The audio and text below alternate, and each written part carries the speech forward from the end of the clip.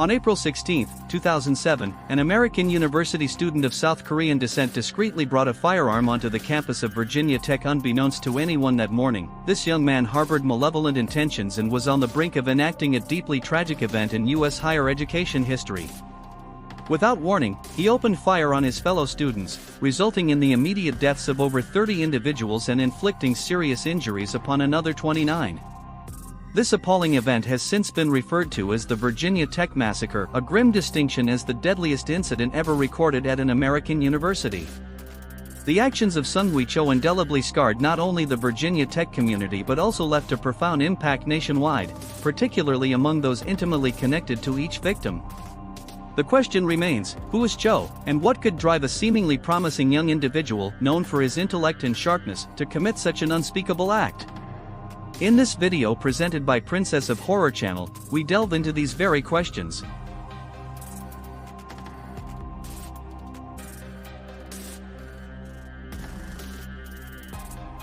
Cho was born on January 18, 1984, in Seoul, the capital of South Korea.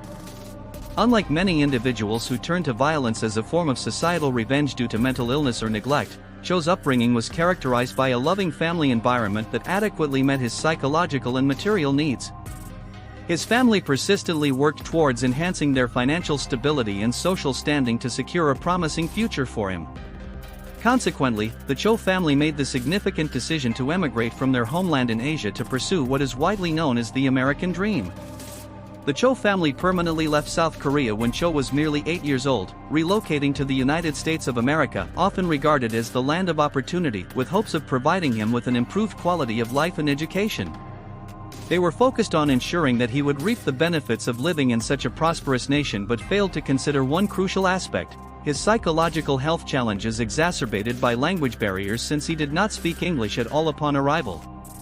Children are typically insensitive to cultural differences, thus bullying often becomes their means of expressing these prejudices.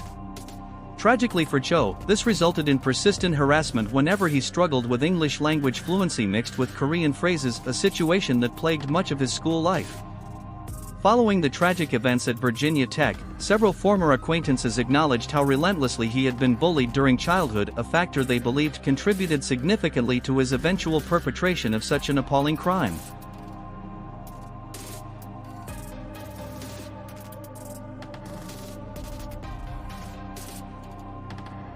Stephanie Roberts, a former classmate of Cho's, described the cruelty he faced due to his peculiar manner of speaking. She recalled instances where individuals were exceptionally unkind, pushing him around and mocking him mercilessly. He struggled with English, she recounted.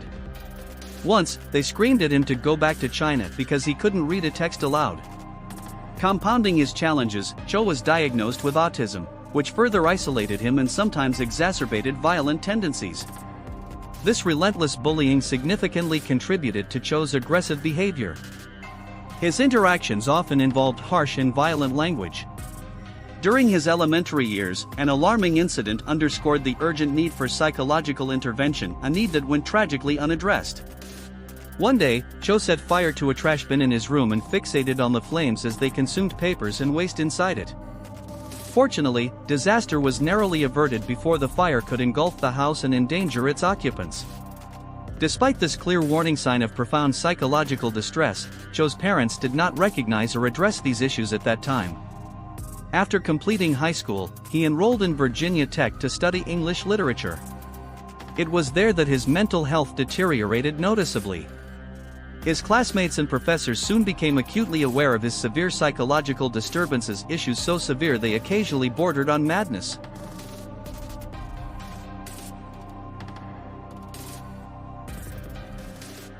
For instance, he asked his classmates to call him by a new name he had chosen, which was simply a question mark. Additionally, he often claimed he did not want to form relationships with any girls at the institute because he was already involved with a girl from space whom he saw from time to time. It was evident to everyone that Cho harbored violent thoughts, believing that violence was the quickest and easiest way to resolve issues. He openly admired a Korean film directed by Park Chan-wook, in which the protagonist takes bloody revenge on society. Cho's fascination with the film and the protagonist's violent approach to problem-solving intensified his own dangerous tendencies. The head of the English department and one of his professors strongly advised him to seek psychological help. Cho was eventually admitted to a psychiatric facility in Virginia in 2005, 2 years before the massacre. However, despite diagnosing his autism, the doctors overlooked his violent and aggressive traits, which would soon lead to a tragic event. Emotionally, things were not going well for Cho either.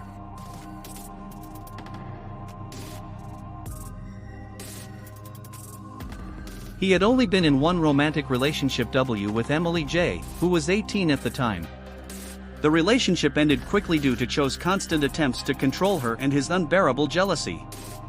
By 2007, Cho had taken a new approach to his life, expressing his internal violence towards society. His university peers were the first victims of the malevolence he harbored. For instance, he began harassing 2 new female students at the institute, initially assigned to welcome them. He sent them threatening emails, sexually harassed them, and sent inappropriate photos.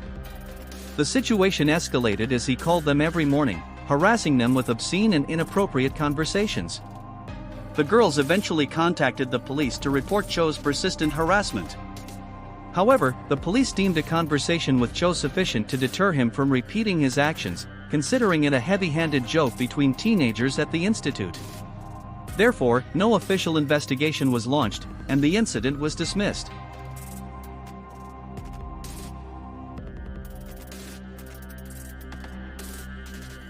By April of that year, Cho had decided to emulate his favorite Korean film and take revenge on the society that had always mocked, humiliated, and ridiculed him. Cho, who had been extremely shy, reclusive, and lonely, now had a clear vision of what he wanted to do. Simply put, he would make everyone who had ever laughed at him pay dearly, and there was nothing more valuable than their lives. Cho purchased 2 guns, a Glock 9mm and a Walther P22, along with a hunting knife and a hammer. He also bought clothing that suited the weapons he carried everywhere. In the meantime, he did 2 things while waiting for the right day to attack. First, he continued calling the institute administration anonymously, threatening that he had planted a bomb somewhere on campus that could explode at any moment. The administration received these mysterious calls until they announced a $15,000 reward for information leading to the identity of the caller.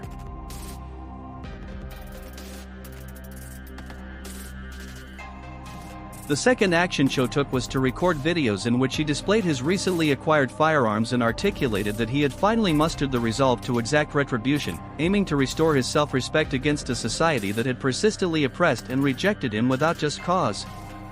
On April 16, at 7:15 a.m., Cho arrived at the university with concealed weapons beneath his clothing, driven by profound animosity towards his fellow students. His initial target was Emily, who had ended their relationship. In a heated confrontation with her, it became evident that she no longer wished any contact with him.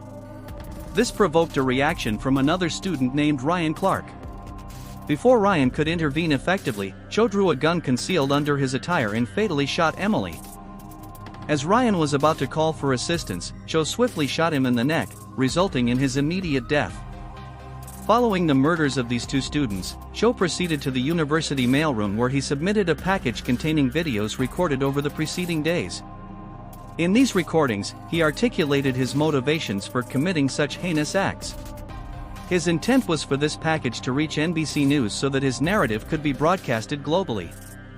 Had NBC News received and acted upon this information promptly by notifying law enforcement authorities, numerous lives might have been spared on that fateful day. Regrettably, due to an addressing error by Cho, the package did not arrive at its intended destination until 3 days post-incident. Approximately an hour after departing from campus initially, Cho returned armed with firearms and donned in military-style attire. He barricaded the campus doors from within using chains to prevent any form of escape before carrying out further atrocities. To commence his spree around 9 a.m. within an engineering building on campus, which brought about sheer terror as students fled under a hailstorm of bullets, causing widespread chaos and despair among those present. As Ryan was about to call for assistance, Cho swiftly shot him in the neck, resulting in his immediate death. Following the murders of these 2 students, Cho proceeded to the university mailroom where he submitted a package containing videos recorded over the preceding days. In these recordings, he articulated his motivations for committing such heinous acts. His intent was for this package to reach NBC News so that his narrative could be broadcasted globally. Had NBC News received and acted upon this information promptly by notifying law enforcement authorities, numerous lives might have been spared on that fateful day. Regrettably, due to an addressing error by Cho, the package did not arrive at its intended destination until 3 days post-incident. Approximately an hour after departing from campus initially, Cho returned armed with firearms and donned in military-style attire. He barricaded the campus doors from within using chains to prevent any form of escape before carrying out further atrocities. To commence his spree around 9 a.m. within an engineering building on campus, which brought about sheer terror as students fled under a hailstorm of bullets, causing widespread chaos and despair among those present.